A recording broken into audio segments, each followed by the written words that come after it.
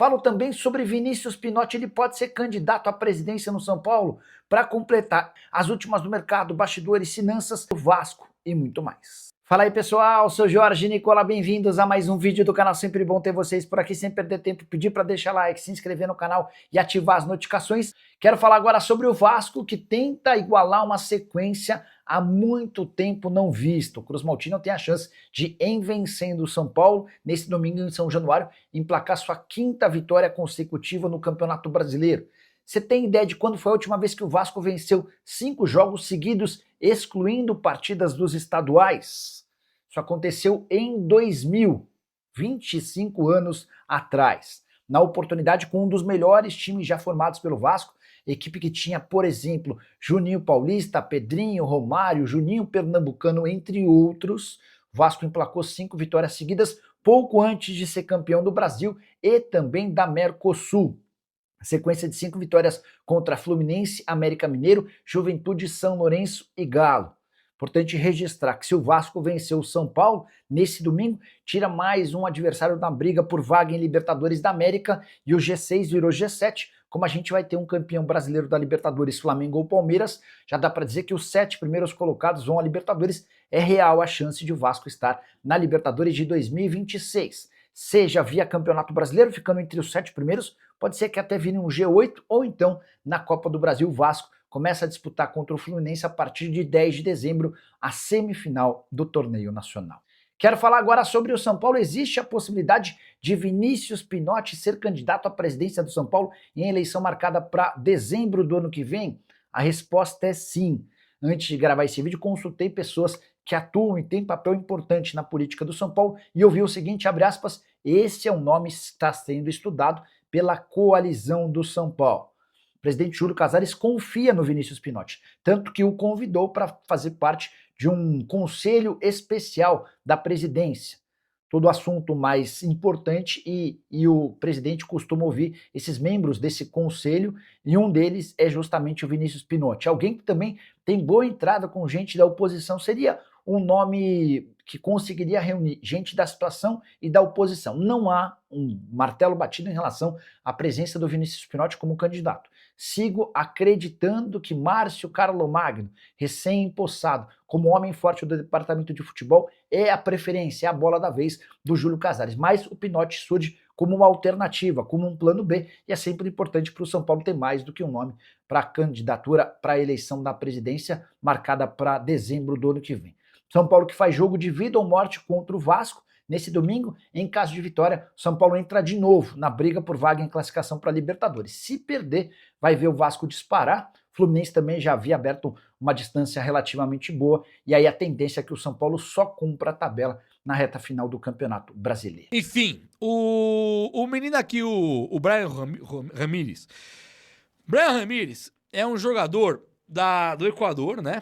Ele nasceu no Equador e ele jogou a Libertadores, ele fez um pênalti no São Paulo. Um gol no São Paulo, um gol. E aí ele elimina o São Paulo, ele joga pra caramba como ponta esquerda. Esse Brian Ramírez, ele pega o Palmeiras lá e ele meteu 3-0. Não foram os gols dele, mas 3-0 pra LDU contra o Palmeiras. E ele toma um cartão vermelho. Aí ele não vem jogar aqui, o Palmeiras vira o jogo pra 4-0, dá 4-3 no agregado e o Palmeiras se classifica.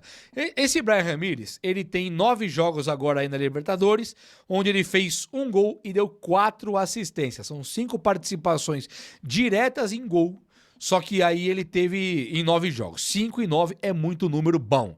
Número bom mesmo. Eles perdem pro Palmeiras, que assim, na semifinal, que o Palmeiras, ou é Flamengo ou é Palmeiras o campeão. Agora é óbvio falar, né? Mas quando tinha Racing e River e LDU e São Paulo, tal, era Palmeiras e Flamengo também os favoritos. Então falaram hoje, vai ser Palmeiras ou Flamengo? É meio óbvio, eles são finalistas. Mas antes também tava meio óbvio falar que ia dar Palmeiras e Flamengo. Então o Brian Ramírez, a LDU perdendo pra eles, não é muito catastrófico, né? E ainda mais que ele não jogou. Se o Brian Ramírez tivesse jogado, é possível que o caminho do Palmeiras fosse diferente, é possível que a sorte da LDU fosse outra, é muito possível. Esse Brian Ramírez aqui, ele joga lá na LDU agora, mas ele é um cara novo, né? Ele tá na LDU, chegou em 2023 e tá até agora, ele foi de um tal de Cumbaiá.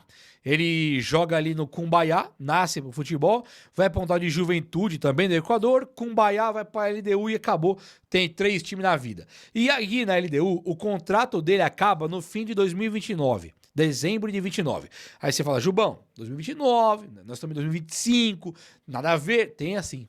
Porque ele tem um valor de mercado aqui de 2,5 milhões de euros. Só que esse 2,5 milhões de euros, que daria 12 milhões de reais mais ou menos, não é esse valor. Esse valor, se você oferecer uma proposta até menor, dá para levar. Por que eu tô falando do Brian Ramírez? Porque o São Paulo fala que vai contratar jogadores que tem um custo menor e uma oportunidade maior de mercado. Se você olhar para mim e disser assim, ó, o Ferreirinha vai jogar muito ano que vem, eu sou fã do Ferreirinha, queria muito que ele jogasse. Eu não sei te responder se vai. E o Luca, ele vai jogar bem ano que vem? Sinceramente, eu não sei te responder se vai. O cara pode acabar no São Paulo como o Antony, né, o Kaká, pode ser o Casemiro da Europa, ou ele pode ser aí o Shailon, o Igor Gomes, você não sabe.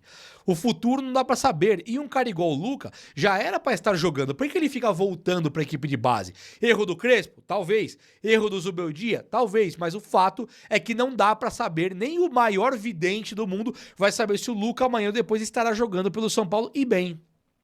O Henrique Carmo parecia que ia dar um caldo ali, que ia jogar muita bola, né? Aí o São Paulo pega e vende o cara de maneira assim bizarra.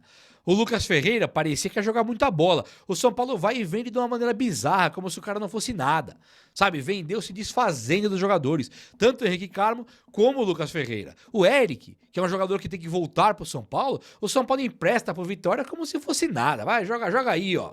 Tá liberado, vai jogar. Isso aí manda embora. Então vai faltar ponta. O Rigoni vai embora. Rigoni vai ser mandado embora do São Paulo. São Paulo é quase impossível ele renovar o contrato com o Rigoni. É quase impossível. Hoje tá 90-10 que não renova. 90% que não renova, 10 para renovar. E olhe lá, é muito. Esse 10 é muito. Esse 10 eu fui generoso. O Tapia, na visão limitada do Crespo, é centroavante, não vai pôr na ponta direita. O Ferreirinha, na visão limitada do Crespo, não é ponta esquerda, já tá centralizado como um segundo atacante. Então vai precisar de ponta sim.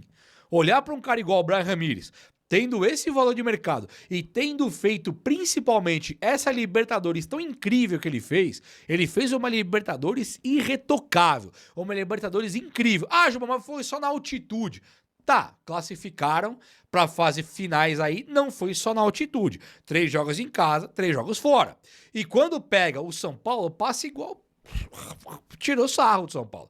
Deu 3-0. No Palmeiras, eles perdem de uma maneira que poderia ser vergonhosa. Porra, tomamos 4-0 e tal. Só que não é vergonhoso. Primeiro, porque o resultado geral foi 4-3. Segundo, Palmeiras fez um jogo histórico.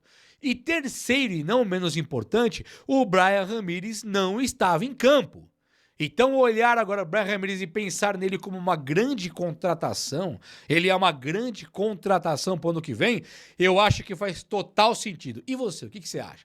Fala comigo aí.